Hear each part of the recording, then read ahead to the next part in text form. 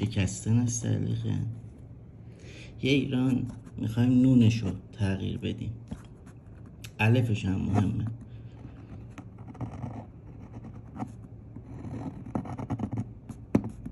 خب این کالیگرافی نقاشی خطیات همچین قاعده ای نداره، زیباییش مهمه دیگه همونطور که میبینید.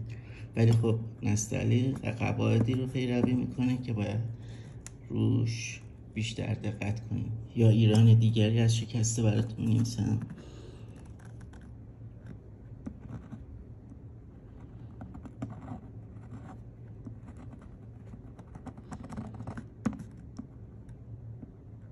روی نقاط نقطه گذاری تمرین کنیم خیلی خوب بهتره.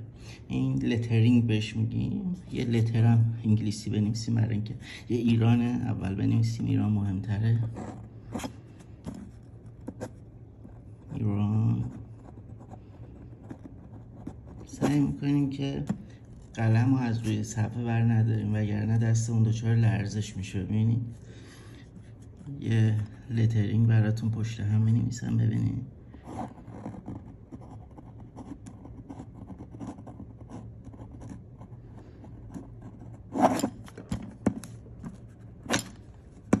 نه دلیه دیگه.